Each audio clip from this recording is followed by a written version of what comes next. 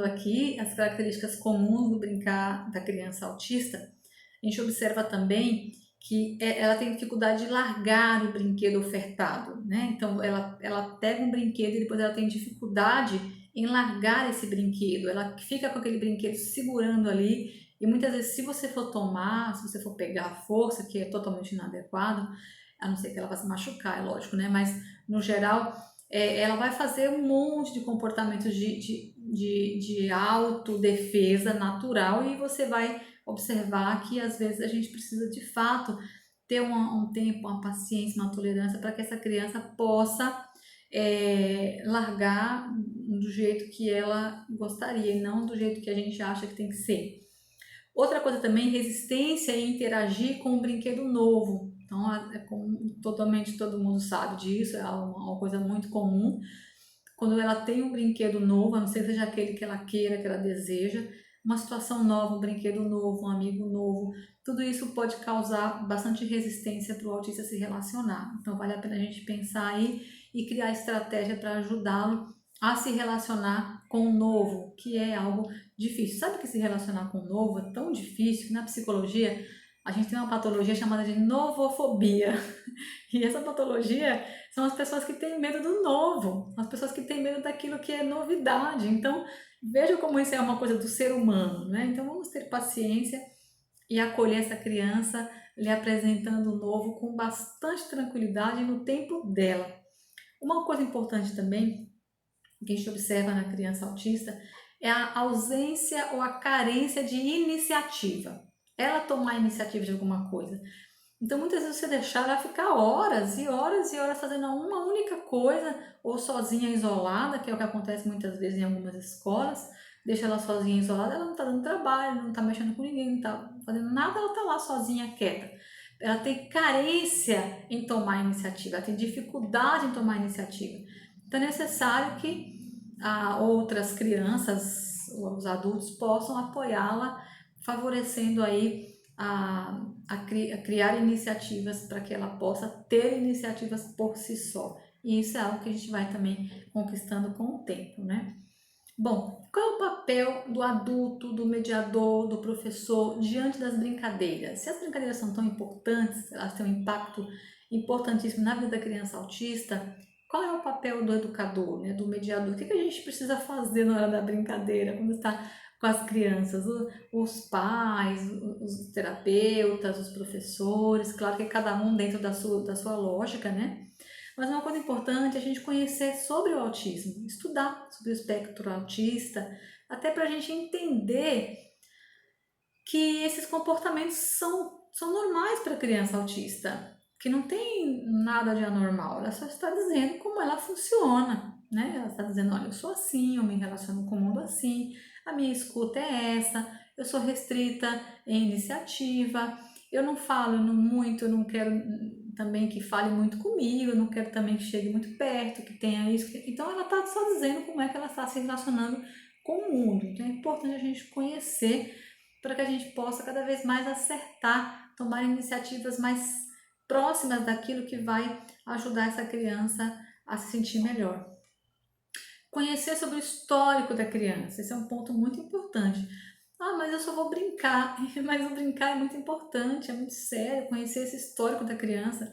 Eu lembro de um caso de uma criança autista que eu atendi, que ela tinha um histórico de vários históricos de escolas que expulsavam, escola que não aceitava, que não se adequava e tudo mais, né? E aí, uma certa ocasião, aconteceu um episódio na escola e que essa criança saiu fugindo, mas sabe quando foge assim, algo, foge demais das coisas? E aí eu fui observando que ela estava fugindo, ela saiu da sala de aula e saiu em disparada, assim, saiu fugindo, quebrando tudo pelo caminho, não porque ela quer, mas porque batia, tropeçava, sabe? Mas para quem tá de fora fala, nossa, olha que agressividade, olha que hostilidade, e não era nada disso. Simplesmente porque o professor colocou lá na lousa, na aula de matemática, um X, né, no nome de uma aluna, e ele tinha um significado, um sentido ali, e o próximo nome era o dele. E ele tinha assistido um episódio, esses programas que tem aí no YouTube, em que o X, eu não vou citar nomes por causa de questões, né, do programa, etc, mas eu lembro de todos eles, mas o X significava morrer. Então, o professor marcou um X, na cabeça dele, o professor iria matar, né, a criança que tivesse o X ali. E se o próximo X fosse você, o que você faria? Qualquer um iria fugir. Era isso que estava acontecendo com ele. Ele saiu em disparada, porque ele não entendeu que aquele X do professor da aula era diferente do X do professor do YouTube. Então isso já é algo para a gente pensar. Tem um sentido as coisas que as crianças fazem. Elas não fazem as coisas à toa. Elas não fazem as coisas assim do nada, sabe? A gente tem que entender essa lógica para a gente entender que essa criança está em sofrimento, que essa criança ela não saiu disparada porque ela quis, ela não é agressiva, nada disso, ela só estava se defendendo de acordo com a lógica dela, como qualquer um de nós faria também.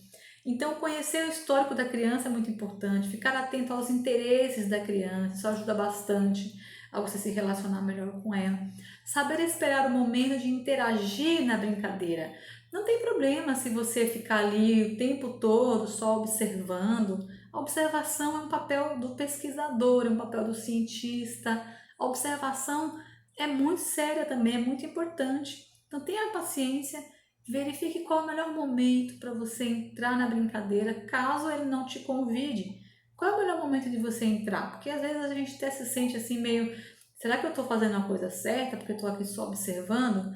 A observação é uma participação ativa, portanto, você está sim fazendo a coisa certa, mas saber esperar o momento de interagir, de intervir e de participar da brincadeira faz uma diferença gigantesca. Então, isso é muito sério.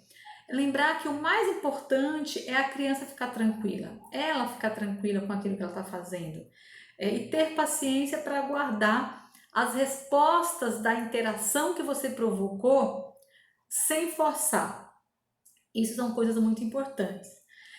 Outra coisa também, escolher a brincadeira mais adequada ao nível de desenvolvimento da criança, as limitações do seu quadro e a sua disposição no momento ali da atividade, da brincadeira. Se ela está cansada, com sono, com fome, agitada, então você tem que ter paciência, porque o que é mais importante aí é a resposta da criança e não a nossa. É a resposta da criança. A gente tem que lidar com a resposta da criança e não ficar querendo que a nossa resposta, que o nosso fazer, que a nossa intervenção faça ali uma diferença ou impactue ou a criança mude o comportamento. Então, tem que ter muita paciência, observar e deixar ela se sentir bastante à vontade. É preciso seguir o olhar da criança. Então, mais uma vez eu digo, imite-a, imite-a.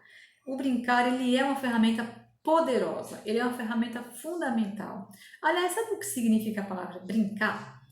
Brincar vem da palavra brincare, né? E que também significa brinco e que significa vínculo. Então, a palavra brincar significa vincular. Brincar significa vincular-se a alguém. Então, olha a importância de você se vincular à criança quando você está numa atividade lúdica com ela, brincando com ela. Então, ter essa postura de paciência, de tolerância, de tranquilidade, vai ajudar muito essa criança nesse primeiro momento e em vários outros momentos também. O bom, eu digo que o bom psicólogo não é aquele que fala, mas aquele que sabe ouvir. Então, saber ouvir, e às vezes não é ouvir auditivamente falando, é ouvir com o coração, é sentir qual é o momento adequado, é sentir qual é o momento que a criança vai te aceitar numa brincadeira, ou que ela vai aceitar aquilo que você está propondo. É necessário que tenha muita paciência. Muitas vezes os pais ficam agoniados porque querem uma resposta rápida, os professores, e você não pode entrar nessa vibe, como diz os adolescentes. Não entre nessa vibe, porque você pode perder o seu caso, você pode perder a oportunidade de você ser a única pessoa que a criança tem e que não está exigindo dela essas respostas tão rápidas assim. Então, pense nessas questões que vale muito a pena.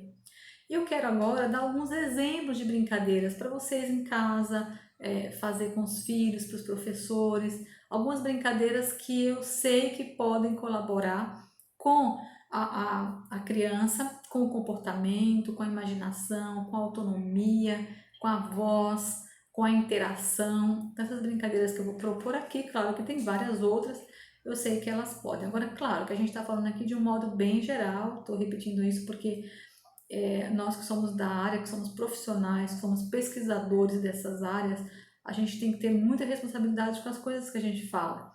Então, eu estou dizendo que eu estou falando de uma forma bem geral. Eu já tratei já de situações nas quais isso que eu estou falando aqui pode não servir para nada para aquela situação. Então, veja o que é adequado para o seu contexto aí, para a sua criança, tá bom? Porque muitas vezes a resposta não está nos livros, não está nas palestras. A resposta, eu vou te dizer onde é que ela está. Ela está na criança. A criança é que nos dá o direcionamento daquilo que a gente precisa fazer com ela. Mas a gente tem que ter uma escuta, que é a escuta do olhar, que é a escuta da sensibilidade, que é a escuta da amorosidade, da paciência, da tolerância, do respeito. Essa escuta que a criança requer de nós, tá certo? Bom, então comece com um jogo ou um brinquedo ou brincadeira que a criança já conhece, e isso é muito importante. Aos poucos, vai introduzindo outros diferentes, sem perder de vista o interesse da criança. Lembre-se, você precisa ser guiado pelo interesse da criança e não pelo seu. Entre no jogo. Imite os bichos. Ele gosta de bichos, jogue a bola com ele, joga, empilha os blocos com ele, enfileire os carrinhos com ele. Imite-o. Lembre-se, ele é o mestre. Ele é o mestre. A criança é o mestre. Você é o aprendiz. Você está aprendendo sobre ele. Então, como é que a gente aprende sobre ele? Não é impondo o nosso jeito ou o jeito como dizem que é correto. A gente aprende sobre o outro entrando no mundo do outro, quando ele deixa se você tiver, né, essa postura de entrar conforme ele for dando as aberturas. Brincadeiras sensoriais, como bolhas de sabão, casinha embaixo do lençol, por exemplo, né, os pais que estão aí em casa, que tem essa possibilidade de favorecer, casinhas com almofadas, massinhas diversas, tinta, argila, são todos objetos em potencial que colaboram aí com a interação da criança. Brincadeiras afetivas que envolvem sorrir, né, que envolvem fazer caras e bocas diversas com a criança, esconder o rosto, brincadeira de tocar, não precisa pegar, agarrar, tocar, né, como pique-esconde, se for possível. Outra brincadeira com o corpo, como correr, pular, dramatizar, dançar, cantar. Antes de propor qualquer brincadeira, verifique sempre uma coisa importante a gente lembrar. Qual é o nível de desenvolvimento dessa criança que você está propondo a brincadeira? O seu interesse, o ambiente é adequado para fazer essa brincadeira? E sua postura como mediador? É um dia que você está tranquilo? É um dia que você está disposto a ter paciência, a ter tolerância e aguardar o momento da criança brincar? Então, é um dia que você pode melhor se adequar a esse movimento, a essa relação. Então, minha dica para a gente ir finalizando aqui é que você possa seguir a criança, imitar a criança, deixar ela ser ela mesma. Se ela está enfileirando os carrinhos, enfileire também. Mas uma coisa importante, qual é o objeto de interesse da criança? Para a gente introduzir um objeto novo, uma brincadeira nova, um brinquedo novo, é necessário que primeiro também me adeque àquilo que ela já conquistou, que ela já desenvolveu a autoconfiança naquela brincadeira, naquele jogo, naquele brinquedo, naquele dinossauro, naquele dragão, naquele carrinho, naquela roda. É necessário que eu possa entender esse movimento dela primeiro, para que depois eu consiga entender o que é melhor eu começar fazendo quando eu estou seguindo esse olhar da criança. É melhor eu começar imitando desse jeito? Será que ela vai ficar irritada se eu imitá-la? Então vai sentindo, vai observando e vai deixando as coisas acontecerem de uma forma tranquila, segura e principalmente confortável para a criança. Então, o brincar, ele é a voz da criança. O brincar, eu vou retomar o que eu falei lá no início, ele é um critério de saúde da criança. O brincar possibilita autonomia, ele possibilita a criança se sentir ela mesma, ele empodera a criança e isso é muito importante. Então, minha dica para vocês, né, que quem é da terapia já sabe que o brincar é seríssimo, né? E nem estou falando do brinquedo terapêutico necessariamente, estou falando do brincar de um modo geral. Agora, se alguém me perguntar qual é o melhor brincar? O melhor brincar é o brincar livre, é o brincar num ambiente fora de quatro paredes, é brincar com a natureza, com os animais, é brincar com o vento, é brincar com o sol, com a água. Esse é o melhor brincar, é com a natureza, porque nós somos seres da natureza. Então, quanto mais nos conectarmos com essas questões, mais favorável é para que a gente consiga entrar e se relacionar com essas coisas que estão à nossa volta. Então, quero agradecer mais uma vez ao Neuroconecta e deixar um super abraço aí para todos. Os meus contatos vocês têm, se precisar de alguma coisa. Também nem falei no começo, mas sou professora da UFRB, que é uma faculdade bem importante. A gente também desenvolve lá um trabalho bem sério nessa área do brincar. E aí a gente vai, enfim, precisar de alguma coisa, estou disponível.